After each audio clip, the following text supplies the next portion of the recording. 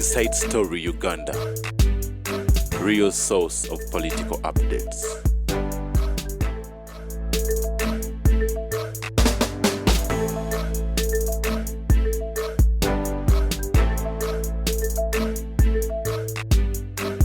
Mazalibwa ga President Yoweri Kaguta Museveni ag'omulundi ogw'ensanvu mu n'oz'omunaana. Tamale Mirundi gwe mbadde olwaliro nti yazze na bintu byakugera ku mukama we kutubuulira birthday egenda kubeera wana kutegeka birthday y'omwana twalina ey'omukulu eryoddawa oba mukola ya mwana yokka bwe bakujja mu ggoolo ne bateekamu omulala bwe bakuba penalty tobuuka goba bagoba yes kitegeeza kikweto eri mukamawo leero birthday ya mukamawo you can say anything you can make any comment you can talk about I always right nabagamba mukataba kankana again at crossroads nabagamba you say again kikali kifani kya Museveni is that in conclusion does Museveni's age factor a threat to the country's stability?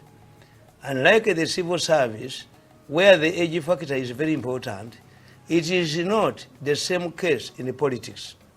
When former US President Bill Clinton was asked about the age difference between him and John McCain, Clinton replied that what mattered were the ideas the contenders had for America. In fact, in politics, it is widely believed that leaders become more pragmatic in old age. You benefit from a leader in old age. The Museveni who ordered the hanging of Sebirumbi plays around with Wakasisi. Is his advisor on security. He plays around with so he signed the order to kill Sebirumbi. Yes, and Kasumobula. But he is very young. When he was young, a leader becomes pragmatic in old age. Because these days speaks like born again. For example, Yoweri Museveni signed a death warrant for Haji Sebirumbi and Kasumobula. But as he grew in age and experience, he started extending generosity by granting a prerogative of mercy to other death row inmates, including Kurisi Wakasisi and Major Nasuru Abdallah. I have always believed that Mr. Museveni does not have the heart to kill. Yes. I've always thought he's too Christian that he cannot kill. He signed a death order for someone. Young. You rape a woman, will kill you. So leaders become Jerry Rolling is Kumiaka Jamie Kadeyari 7. That had skipped my mind. I think these are numerous examples to illustrate this phenomenon. Let us start with Italy. When the Italian economy was hit by the economic crunch, Professor Napoleano at the age of 95 was picked to fix the economy. Napoleano yali wa myaka 95. Nenkugamba nti kyogeza kugamba nti obukadde bwa mwami Museveni tebukosa ggwanga. That's what you want to say. Yes. Former President Ronald Reagan accepted power at the age of 75. No. So ku Museveni ne Raila Odinga asinga obukambye nti ne Raila babadde tebamutya nti akaddiye omusota gw'okuluzi Naalongo guba mukadde tegubojja wamma Naalongo dda mu nkoma nkimaama akatoka bojja okamala. People become pragmatic in old age. You are nearing God. You are nearing God. So you are preparing ourselves to know that Museveni bw'akomawo kati is a better leader kuba mukadde tusobola ofuna mu bingi. Nabagamba. Go bisomesa ano. Nabagamba. In Kenya, Jomo Kenyatta took over at the advanced age of 76 and is created with a foundation for democratic institutions and revamping the economy. In addition, the late Julius Nyerere became pragmatic in old age. I strongly doubt whether a younger Nyerere would have allowed multipartyism and capitalism. The same applies to Kenneth Kaunda, who considered defeat to a humiliating defeat. In April, following the political upheavals that led to the abolition of the Nepalese kingdom, which lasted over 300 years, a 95-year-old statesman was picked to restore order in the country. That's perfect. Therefore, You have all the examples to give. You have all the examples to give me. In a democratic country is not the age factor in leadership. That is understood. One can ask, what was the intention of the framers to impose a 70-year limit in the constitution? My answer to this is that Uganda's case, the intention the framers had in mind has drastically changed. Uganda has an elaborate structure that can enable citizens to remove a leader if they detect diminishing returns. This expresses what happens in other countries. In Britain, is that structure stronger than the regional structure? In Britain, for example, Margaret Thatcher was expelled by her party immediately after she started suffering diminishing returns. This also applied to former Prime Minister Tony Blair. He gave way to Gordon Brown. The ANC in South Africa removed Mbeki from power before his term expired. And after the same is likely to happen to his successor, Zuma. And it happened. And it happened. I look at the system. Where is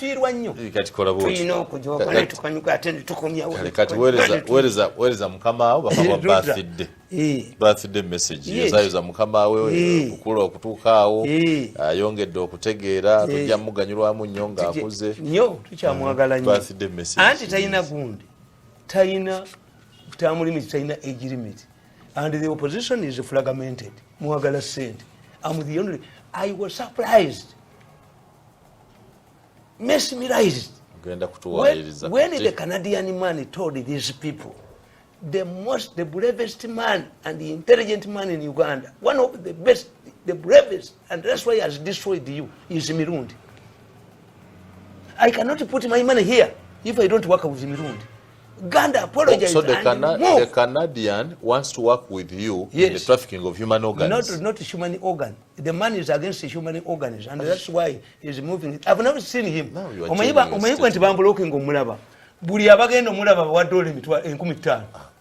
You say this man is behind human trafficking of human organs. N'abikola byombi n'atwala bibumba byaffe n'azimba ddwaliro atwala ebibumba ate azimba ddwaliro. You want to go and meet him? But he told them, this man is a brave man and highly intelligent. That's even the man them, I hear them, I wish them say, the man is intelligent. We respect him. You don't go money. If a woman accepts to be raped by a man, then you become his wife. On record, you want to meet the Canadian man. Why not? Kubanga I fought for crude methods. Now they are bringing it on in the parliament. So you're going to help advance his business. And the ICC has also helped us. Butter. Yabali yako $5 kati yabasaba fine million $3 they are being punished nabo batya future yabwe. That's why they are fighting me. But for me, I'm a realist. Nange nchimanyi singa tebannepankira kuno obutambi nali bubawadde free kuba mmanyite hangs on their future.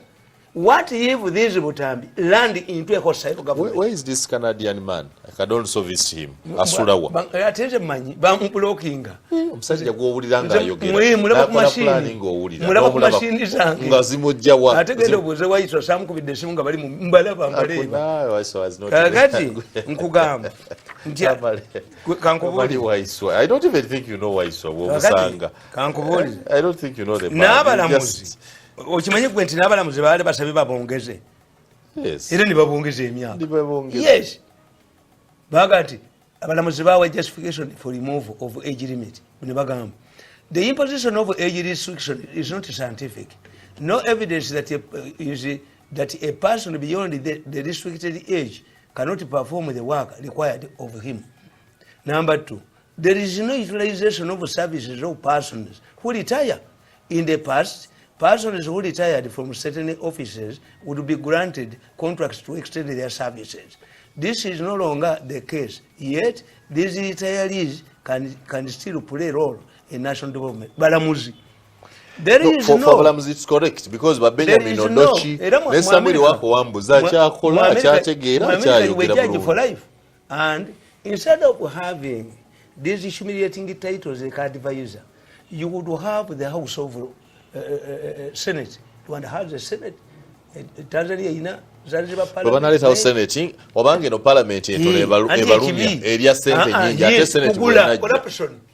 But we have retired bishops, we have retired sheikhs. So you do send those in the house, the Senate. Mu Senate, why should Kazibwe Gandhi do a diploma in law to sit with the Gund?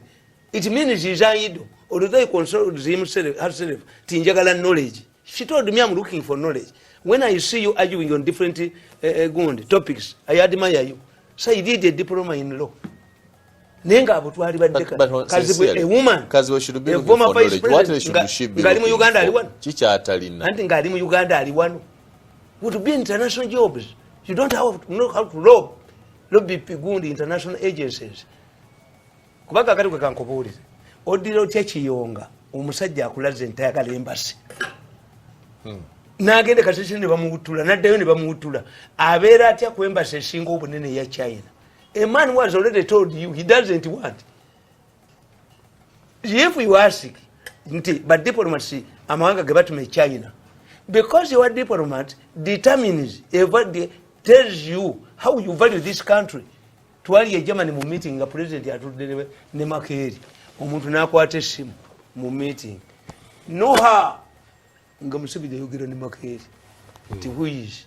Era Germany protested. Why do you send such a people here when we are a very important player in your politics? Perhaps this man was in Germany for the first time. No. Anti-ambassador. He's calling someone. No, he's calling someone. You know, the president Germany protested. Why? For you extended the allianceism into diplomacy. Oyo tumutwale again. Oyo tumutwale again. Waliwe eri alliance wagidoso. Museveni agenda mu bank. Ngebaruwa tebagitwala mu bank for 3 hours banonye baruwa ebuze wagidoso ambassador China wagidoso. So the way you first train these people obasomesa diplomacy makerere omwaka ogusooka nga bakuwadde bakolere contract ya myaka 4 ogusooka bakukwera wano osome international relations ne diplomacy naye omubaka wa Uganda Belgium yagenda ku embassy ya Congo nga mukubikisanga ni bali mutiddeyo kunywa omwenge gw'abakongo. First secretary tamubulidde ti this is a hostile country agenza okunywa omwenge kubaita ina state zitegeka kabaga. What type of diplomat is this? Help them to understand public relations. Mubayina abasajja bwe bali mutwala abaana basome. I thought Minister of Foreign Affairs does that. Yes. Don't they orient the ambassadors ne babasomesa ebintu ne babibayitiramu munamanya gyalaga byagenda okukola andekeraabo. Yes, mubatwala ensamizi mubategekere course a crash program ya myezi 6 asome diplomacy asome international law. Let me tell you, because you asoma international what? Yeah, international relations. Diplomacy. You don't behave like a diplomat at all. Knowledge. So who pushed you to there? Conduct You myself. picked. Got diplomat. I'm not a diplomat, but I know diplomacy. Namusoma mu international relations. So amusoma to do what? Yes, kumbimanyi. You would behave like no musajja tugamba nti tuzate abantu bakoma okuzaala. In international relations, what makes a country felt in international arena? Because international relations is the interaction of states and non-state actors in the international arena. Tuli mu national tulinga bisolo. 1, it is geographical position. 2, the population. The China bagiterwaki? Population. Yes. Obaba China has able to live with these people. Britain yenkana ne Uganda size erina abantu bameka. Failure to harness your resources for common good ne muziba ngabi ne bya Uganda ebyanize ennyonyi ku billion bibonyabonya kawala. Muze arrest these idiots. Evidence is there. Bayina ekikampuni kyabachita abavata kyebawo omulimu ogwo. Lekisayininga ne byo kabigamba to beat rules to collect to increasing by only 38%. Or you will die in jail. I have the documents. You people, you will die in jail. You will die in jail because you're not thieves. These are not thieves. These are idiots. A thief must cover his photo marks. Omubya ino kuberanga kapa where did them messy to Jiraba. But these are look anti-pharaohs. We will begin the evidence. Negatula. And you see, this is how we lose our people. I get worried about Katumba Wamala. What were ministers wrote against them? Katumba Wamala. As Minister of Transport, is going to be dissuaded. Oba mumukuba deliberately. Atabasobola bali. Nebaga mukwano gwange sabiti general sabiti. Police egisobola. Omukama wa amayaba mafia. Amajaga Lwacha dira Katumba Wamala gwaleta sola ba mafia na amajaga structure ejena amanyi bali balina komandi yaabwe. Tosobola kwatolaba Brazil lwachi bagikuba omupiira kati ne World Cup wabwe bagiteekayo. Why? Bakwata aba Brazil ne babateeka ku mupiira ogwa science. Nga gwali gwa science guva wano ne gudda wano. Kati bwagende Brazil tayina gwa coordinating naye ali mu Europe. This is why they are losing. Bali bakusomesa omupiira aba Europe. Era okuva gundi ekikopo kyetolera mu Europe. Why? Batraining omupiira nti ogukuba wano n'ogukuba wano nono wali. Kakati combination eyo batogiina tuyina tusamba. Structure y'ekintu tukiyita systems analysis nti a soldier. Are you saying the mafia group is stronger than Katumba Wamala in the Ministry of Works? Is that true? Does he know that? Yanti kyenkubuulira nti one time mugamba buulire ekintu kyemutamanyi basola emmeri mu nnyanja bagule empya. Emmeri ezeetomera ozijjukira mu Uganda. Emmeri etomera ginne waayo. Emmeri era muleke Victoria mulimu emmeri nnya. Different routes. How did they collide? Ne baga nti kwabaddeko ebintu. Omusajja bamuyita mulowooza kati yafa era kyekimu ku byamusi. N'awandiikira pulezidenti ebbaluwa nti nze zimpe nga kasasiro. Nziteeke ku luguudo. N'aleeta baddayiva bana buli omu n'amuwa $10,000. Pulezidenti n'amuwandikira ebbaluwa zijjeeyo.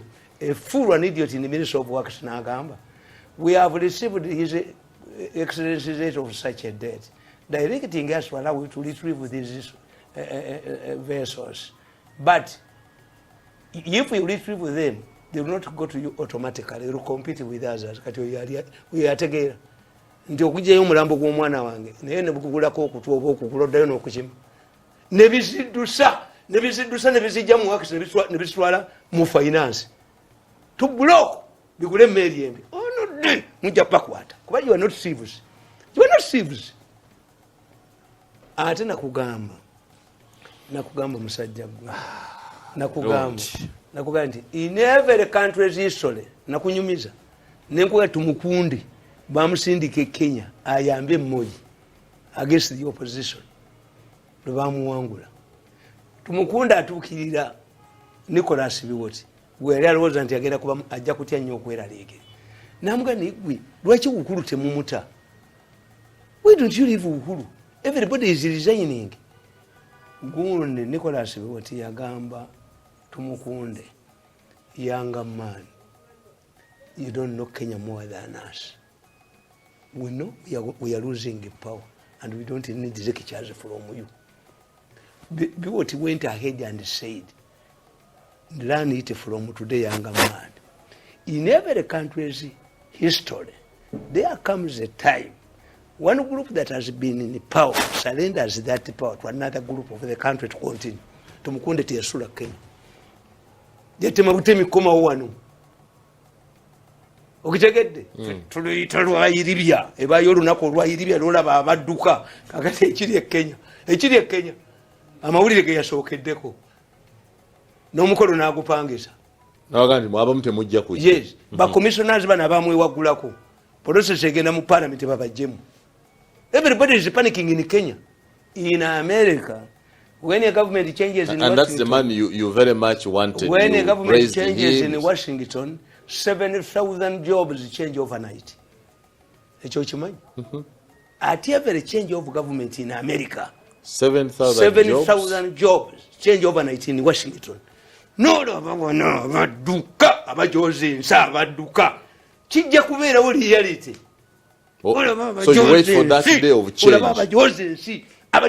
Tamale. Nawe olunaku lw'okukyuka abeegana ebizimbe yo muzimbo ya nani si yangu baduka bwe beegana ebizimbe nawe olunaku olwesunga baluyita lwayiribya eberekantebeerako olunaku lwayiribya nze yiribya naginsulatinga netambulira olunaku lw'okwambala engule nawe olwesunga. Nkugambye ne bwe kiba kyabisemu mmwe kisobola okwabikiramu mmwe ate era ne mudduka The only safeguard, what the Tanzanians, in fact, would go and start the Chama Cha Mapinduzi. Chama Cha Mapinduzi yatuuka ku kye tuyita Tanzania bagikyusa ne bakituusa ku kye tuyita cooperative state. A cooperative state sets out objectives. Eba bakimpe envugemu. Whoever comes to power abayina ki? Those objectives. A black pope cannot protect the interests of the Catholic Church. This is why Cardinal Wamala enters the enclave when Bazungu have not entered. They are sure. Kakati Tanzania yatuuka kweyo level a cooperative state. As long as Chama Pinduzi is structured, whoever comes, nyayo afata nyayo. And that's why they have done in Britain. In Britain, they know where they are avoiding a snap election. Britain babanyi nti abantu baavu COVID yabakola bubi. Kati what they have done is to change leadership within. Until every time they see a new person, a prime minister, every time they see a new prime minister. Would we not say that Ruto alinge yesa so is being vindictive? Yes, is a better. Is that a good character for a leader?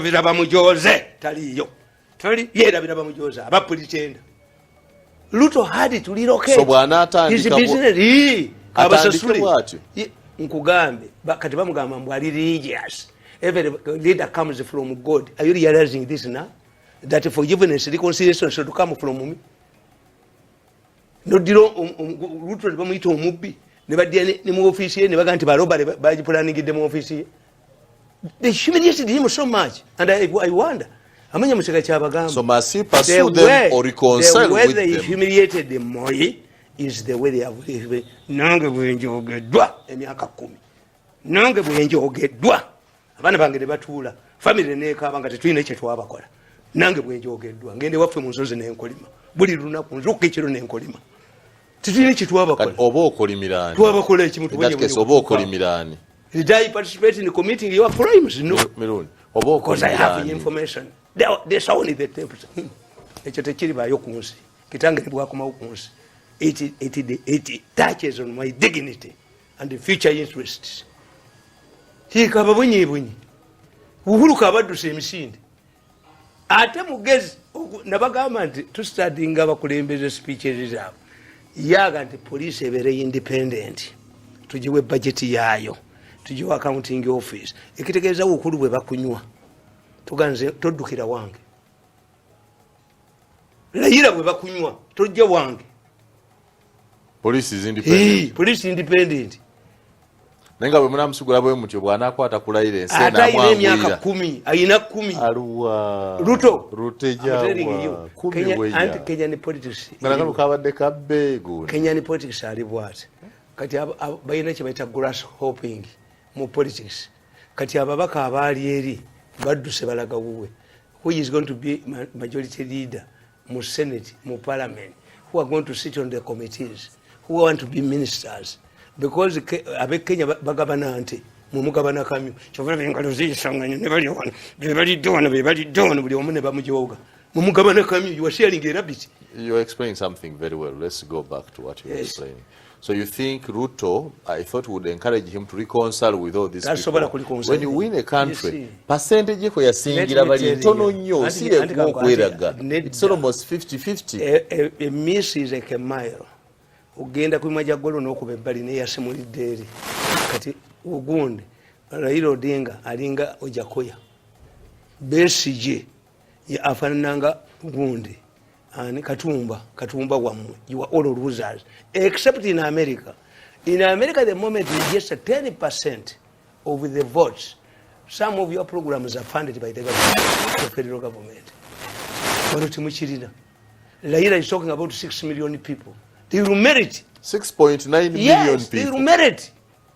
But you get the Viki Takati. Bakira wagundi. Kuba Kenya ye chali inte.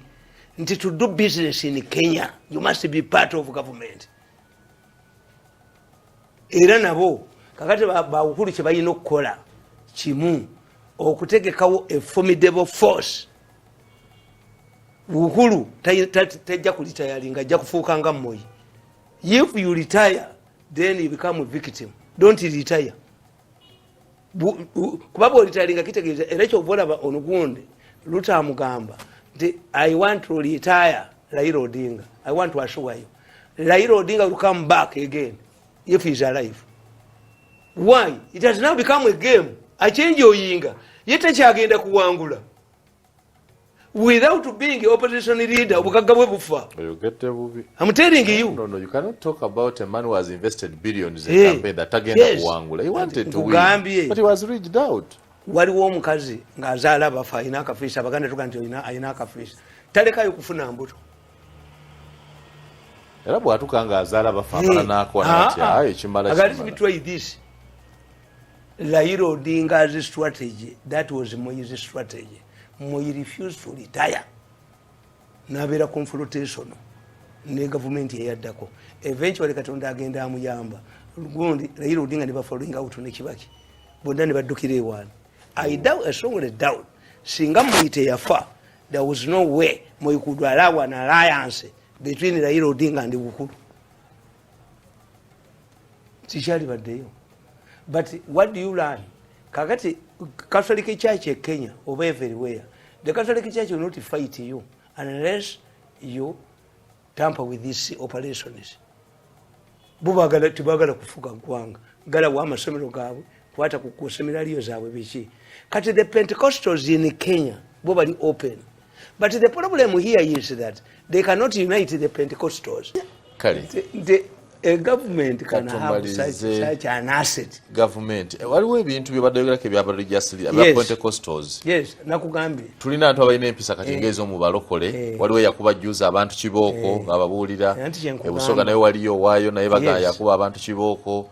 Father Kibuka juzi baga nti baamukwala ng'atulugunyizza omwana. Nakugamba ti Kenya, the Pentecostals are credible and united and they have their money. Ruto mukazi we mulokole, vice president mukazi we ayine kanisa. So the Pentecostals, unlike the Catholic Church in Kenya, Catholic Church teyagala politics.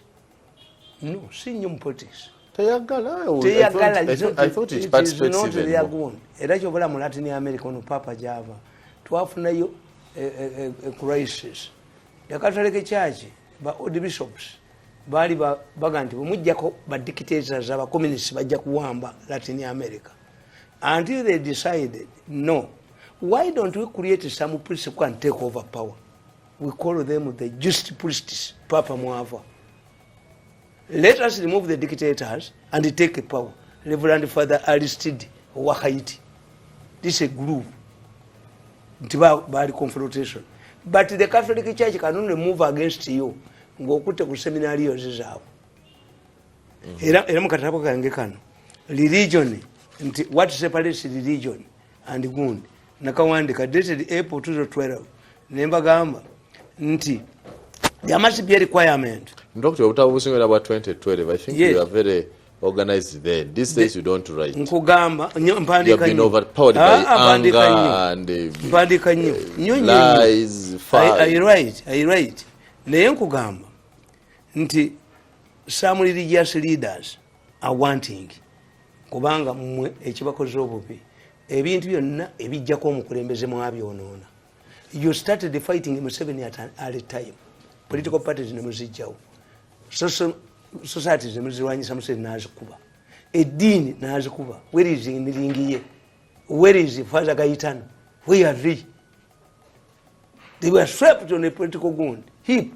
Miringi is in Kampala. Anti kyenkubuulira mwamulwanyisa kati Museveni poor youth Museveni mbabazi n'abakuba. Archbishop Lwanga yalangirira Mbabazi nga chairman w'akakiiko akaleeta papa atali mukrista atali mukatuliki twembata sisekandi. Kakati Museveni byonna ebikuba n'abijjawo nabaga nti any institution that will be used to fight Museveni egenda kuvaawo. Media you are surviving for survival. Kakati nabagamba nti religious leaders bayina when to intervene nga wabaddewo egundi nga religious leaders bamala gayingira mu politics. No, religious leaders nabagamba nti there always been a conflict between religious leaders and politicians and state organs. In my opinion, religious leaders can only involve themselves in politics when politicians fail to play their role properly. Politics is like a boxing. The coach throws in the towel to save a player who is no longer able to make rational judgments.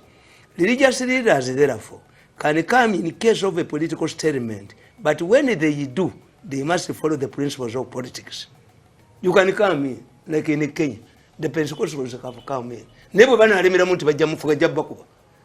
Tutu yakola nnyo ne ANC balwanagana.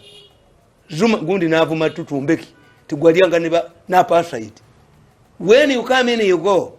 Nakugam, the church should come in where the government undermines the interest, its interest, not support the opposition. For example, if the government is biased against any faith, like the Yamini regime, then the churches must come in and fight. Otherwise, it go out. In such cases, the church is free to fight back. The church can also fight a government that neglects its responsibilities, like ensuring peace, controlling the army and the parliament, undermining state institutions. Therefore, religious leaders can venture into politics only when the following situations prevail. So let us look at the role. You think the Pentecostal Church of Kenya has a big role to play?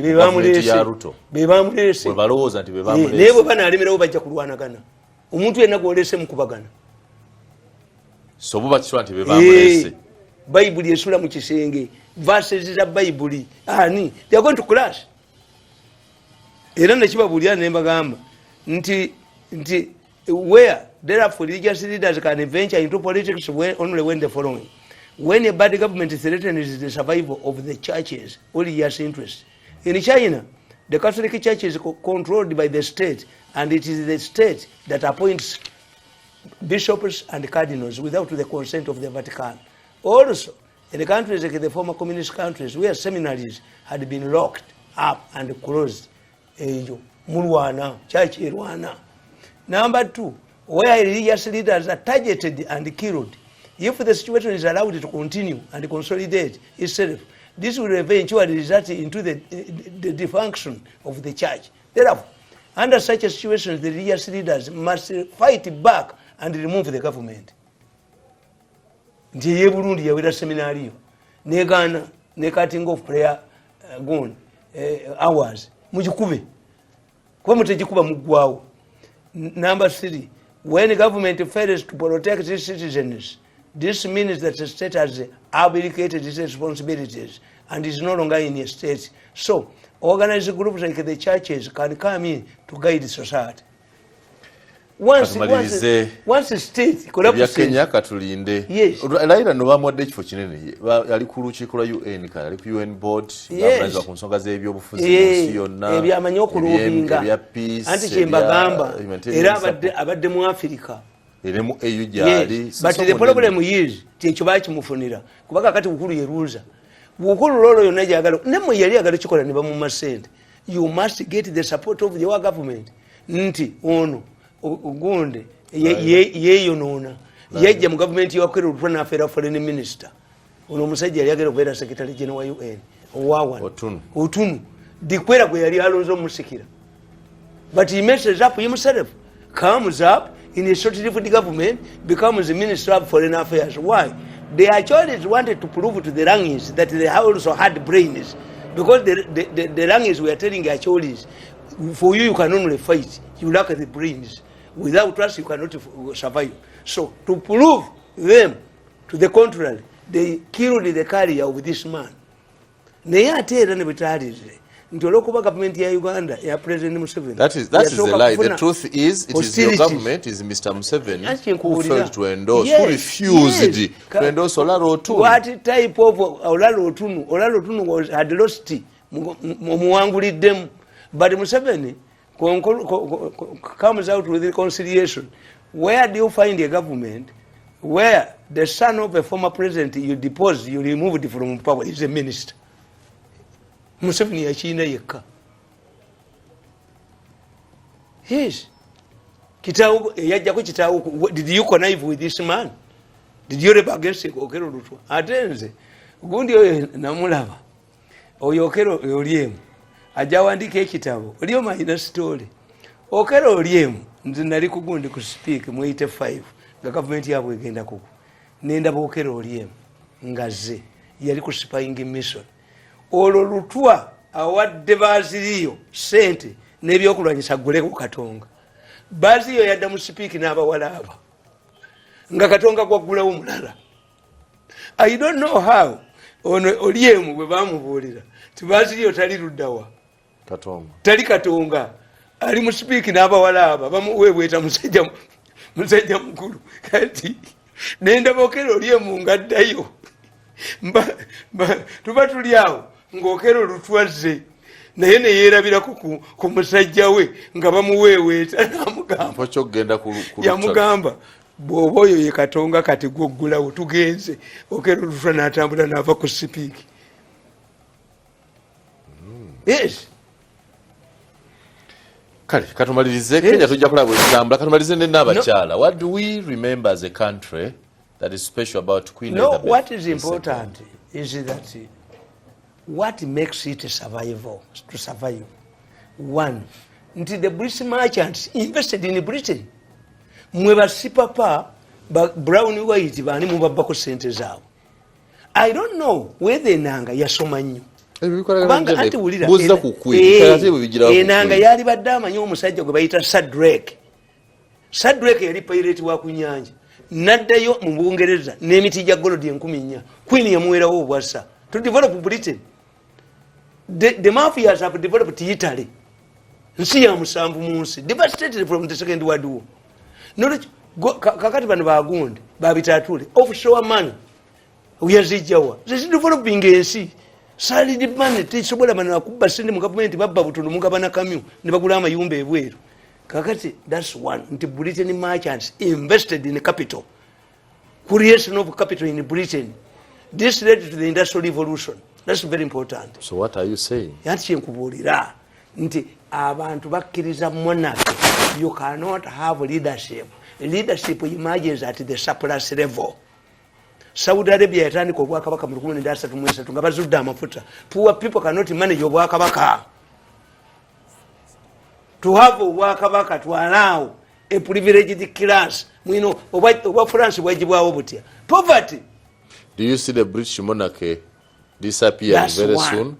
Kakati tu ne bajja bafuna ba planners baabwe nti Britain yeyimiridde ku Premier League. Kyobula COVID yatuyamba nnyo Premier League bayite bayinza kusirika ne batakola ddagala bantu kudda mu kisaawe eyina gundi Church of England kati Abamerika bajusudde olw'esias Abamerika bakola ensobi ne batabeerako zirida ava waabwe ne Eklezia bagikubye mu Amerika ne kanisa bagikubye abasias kakati basigazaki paundi yaabwe bagana okugenda mu Europe badduseeyo kati okolera ku bilateral European countries demands bakuweza human rights. Britain being a foreign colonial power tezikuwa is liberal on your policy more least than the Chinese democratic credentials. They can look aside kubaka kati banoonya bilateral boku surviving bokka from Europe.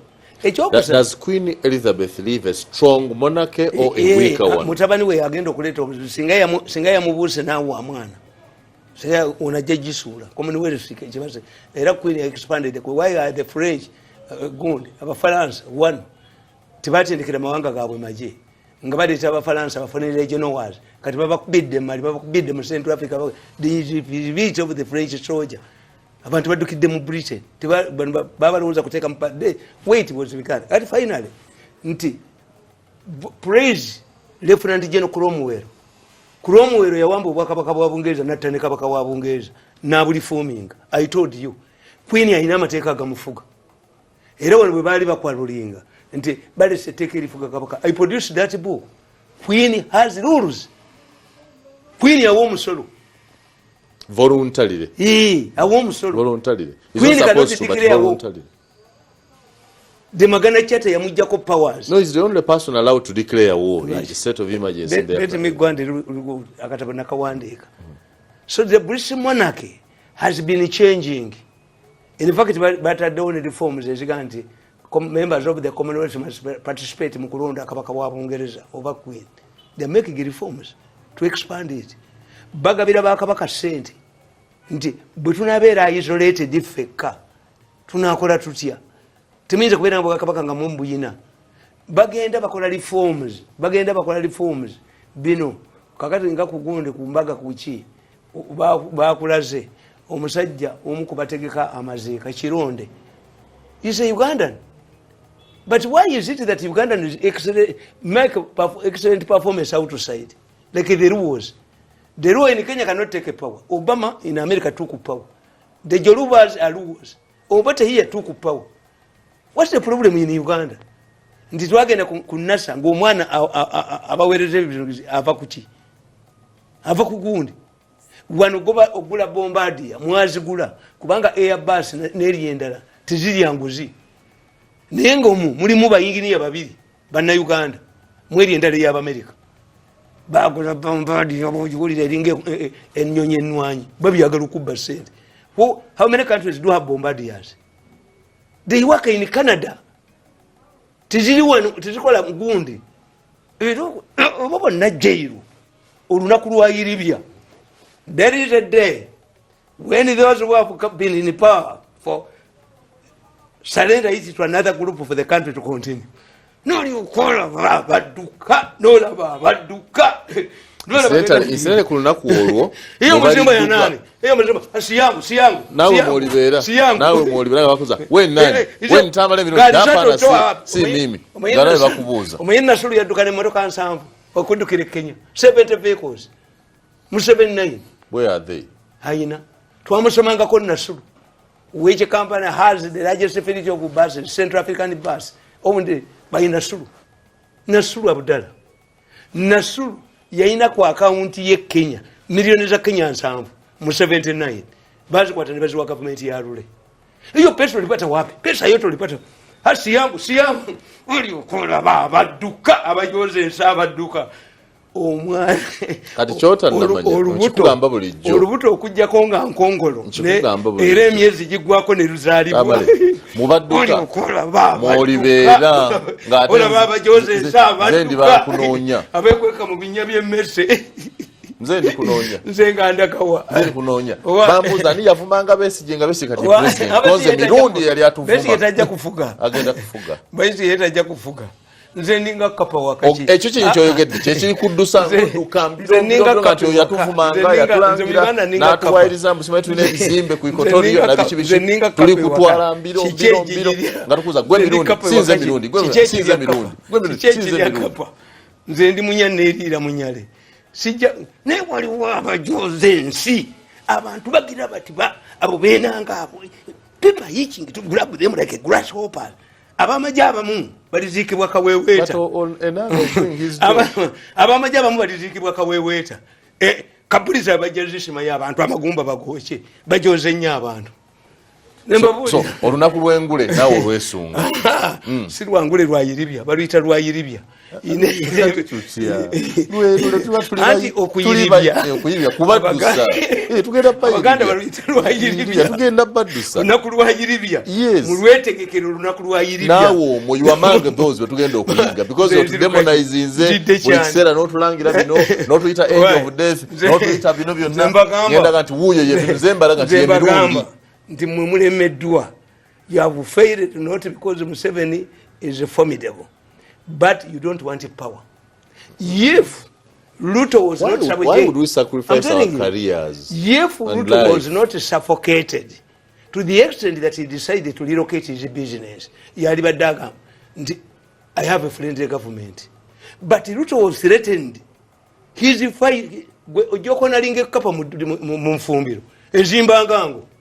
Etegere kiseera kati kikoze eki nti nze waliwo abantu abakwata power oba ne beesimbawo nengenda mu opposition straight away nga saagala bakwate ku power because power nange nina stake mu ggwanga muno. Ekyo kyogamba nti gwe toyinza kuddya mukazi ali bweru ali mu nnyumba n'omugamba nti mukyala bw'ogulawo gw'osula ebweru will you open? Binagamba nga bano Abaganda abaana timmwe era emotoka z'abanyankole tujja kuzitegera Katonga. That's bad propaganda. Babakkirize muzitegere Katonga kabalemere mu power. You encourage Abaganda baga nti akagambo akasuze empise ku lugi nti omwana kakanyuga empise ekulye after all I'm not going to throw my gun kati mwe tubagamba nti mujoze nnyo abantu abaana babannammwe mubajoze nze ndabira ku mmanga asula akaaba nambuuza bwabakola ki ne rediyo zo bazijja wabakola ki wakwanayo omukazi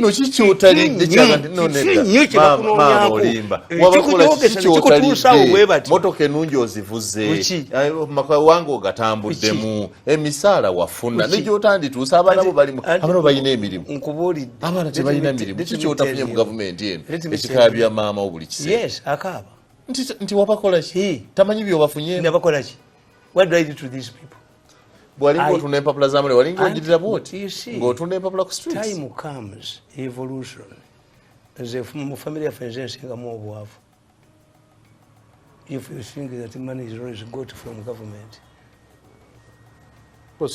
what did I steal in the government but what didn't you get anti kinkubuulira what did I steal era n'oyo omukazi oyo owa Uganda Airlines agenda kubeerayo bwereere they create an air of fear nti osobola kulya yadde ekikumi tajja kulyamu yadde ekikumi agenze walasinga nassali talina mwana bamusiba mulyango nja n'amuyoola nti abbye obukadde 35 who had managed billions emyaka 10 mu ministry of education ndiamalinga 10 billions kitawa asula akaaba nennyina wa nassali yes talina mwana abakoledde afunye omulimu gwe mu UNESCO era mugulinyeemu mumuyodde ti yabba obukadde 35 ng'ate babubye basatu ekitegeeza buli omu yabba 10 ebikolimu biri wano abantu mujje muteeka kamera mu mayumba gamu olabe bye baboogerako I have not come across a happy Museveni minister.